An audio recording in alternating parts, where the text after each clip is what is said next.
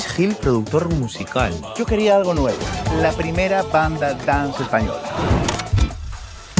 Solivi solo comía. Esto es dance, no es una ranchera. Pizza lo comía. Mía. Sácalo fuera. Dile que se lo dedique a alguien, a su novia. Pero si son maricones. Cuéntame, quítate la voz de la historia de Locomía, un grupo mítico de nuestra historia, para animarte a llevarla a la gran pantalla. Pues mira, me animó cuando leí hace unos años unos artículos que salieron sobre el grupo, me animó mucho o me entretuvo mucho el nivel de anécdotas extrañas que circundaban la vida de los primeros años del grupo. O sea, me pareció muy interesante, además, como había dos personalidades tan fuertes allí, que eran las de Xavi Gil y las de Xavi Font, y como en esa pelea, en esa búsqueda de quién era la madre o el padre del proyecto, había algo que patrocinaba mucho drama, ¿no? Mucho caldo de cultivo para una peli. ¿Pero eras fan del grupo antes de...? No era realmente fan. O sea, sí que me gusta la música disco y el technodance. Pero recuerdo perfectamente la primera vez que les vi en televisión española y ver cómo después de una coplera venían ellos y como esa idea de lo hortera, lo kitsch, pero lo genial. Es decir, me lo miraba con la distancia de decir, ¿pero esto va en serio? ¿Es así? Esto lo tengo que entender. Y entonces en ese proceso de ver cosas que están fuera de la caja, fuera de las reglas habituales, conecté con esa idea de la valentía del proyecto. Hace un par de años estrenó la serie documental en Movistar. ¿Cómo ha influido en la película? ¿Cómo convive? Yo creo que ha influido para bien. O sea, nosotros cuando estamos en el desarrollo del guión nos ofrecen hacer el documental. Nosotros estábamos tan enamorados de la idea de hacer una ficción que el hecho de pegarnos a la realidad pensábamos que de alguna manera iba a malograr el proyecto de ficción. Decidimos que no era para nosotros, pero yo creo que pone el grupo de nuevo en la calle, la gente habla de ello, o sea, me parece muy interesante. ¿Cómo fueron esas conversaciones con los protagonistas reales de la historia? Mencionabas a Gil y Xavi Font, esas personalidades tan fuertes que chocaron. ¿Cómo fue la hora de presentarles la película? Yo decir, habiendo rencillas entre ellos. ¿Cómo fue? Bueno, hay mucha tensión entre ellos, sí, nunca los tuvimos a la vez en la misma sala.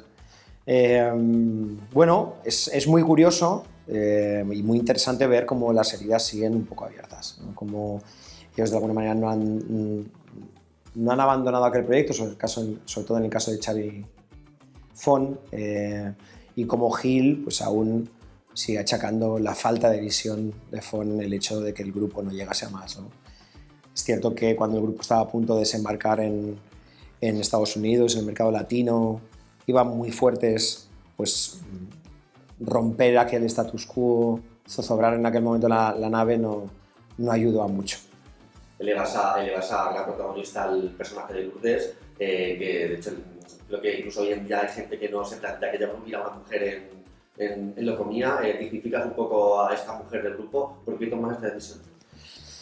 A mí me interesaba mucho hablar de la previa a Locomía, o sea, hablar de ese grupo humano, de esa familia escogida que se forma en Ibiza, en el que ellos pueden comportarse como quieren ser y donde de alguna manera la hermana mayor es Lourdes, ¿no?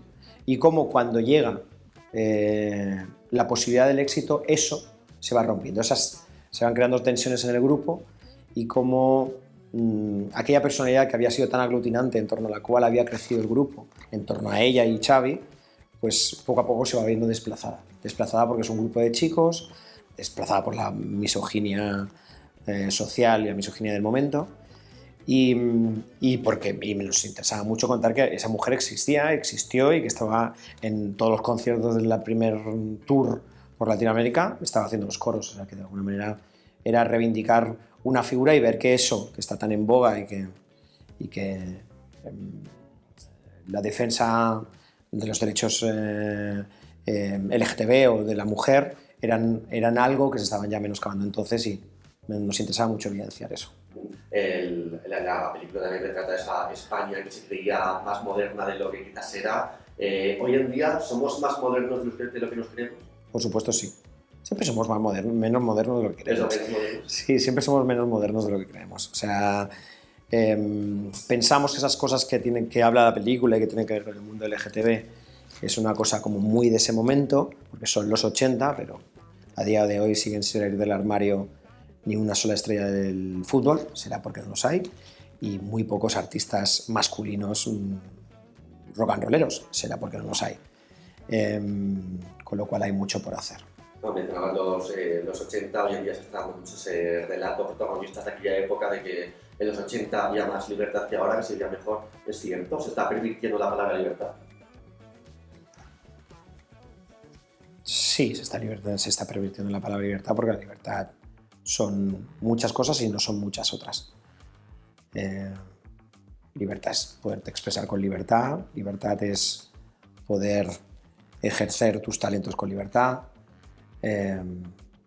y evidentemente los 80 no eran un momento más libre que el actual. No, me costaría entender que una mujer pudiera decir que en los 80 se vivía con mayor libertad o que ella podría vivir con mayor libertad que en la actualidad. Me costaría mucho entenderlo. O que alguien... No sé si a la escala dicho. Sí. Quiero decir, sí.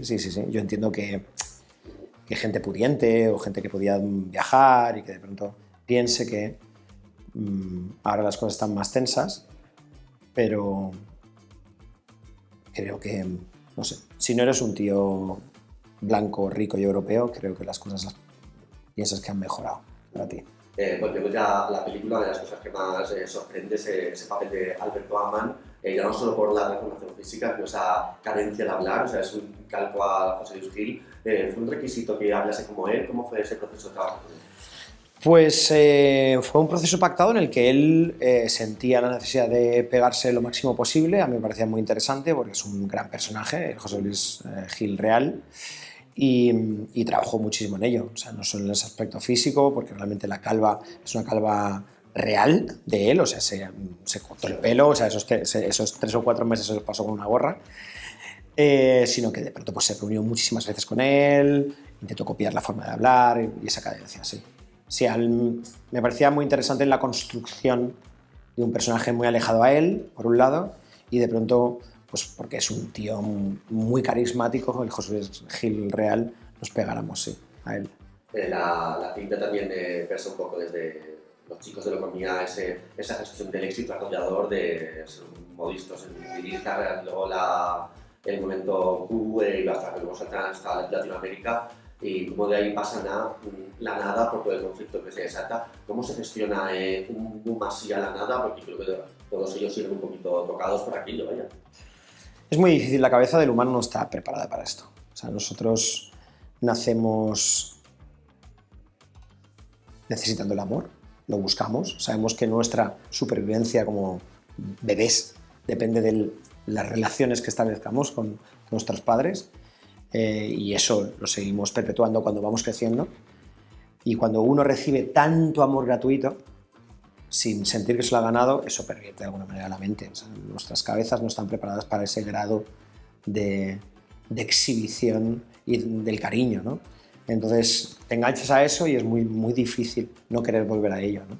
Pero a nivel, la reflexión se puede sacar que a nivel sociedad falta educarnos en el fracaso, ¿no?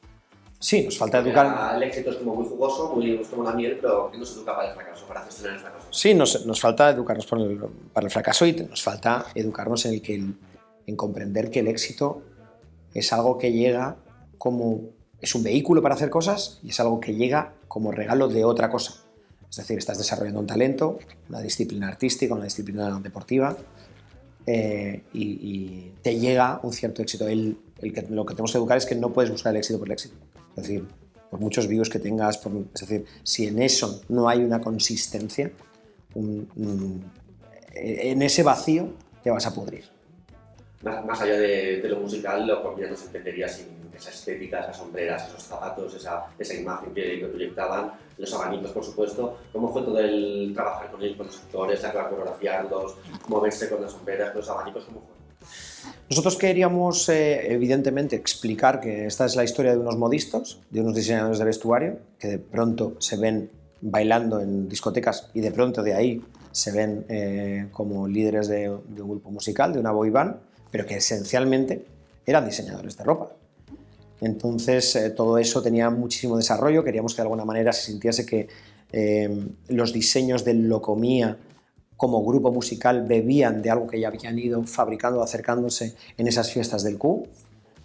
Y hay mucho trabajo ahí puesto, ¿no? Hay mucho trabajo de diseño, tanto el vestuario como en los decorados, como en las coreografías. Queríamos que se sintiese como una revisitación a los 80, 90, pero que no fuera un calco de los 80 o 90. Nosotros hemos intentado hacer una película que vive de cierta nostalgia, pero que no intenta ser una película documental y por tanto hemos renovado los vestuarios bajo un prisma más contemporáneo, hemos renovado las coreografías de la misma manera o los decorados, ¿no? Queríamos que las notas que te llevan a ese, o sea, a pasar por el alambique toda esa época para traerlo a una audiencia que es del 2024. Y ellos hicieron un trabajazo, imagínate, de aprender coreografías de la hostia. Yo, a día de hoy, cuando veo la película, es que no sigo entendiendo cómo lo hacen de bien. O sea, es que, o sea, son muchas y muchas semanas de ensayos.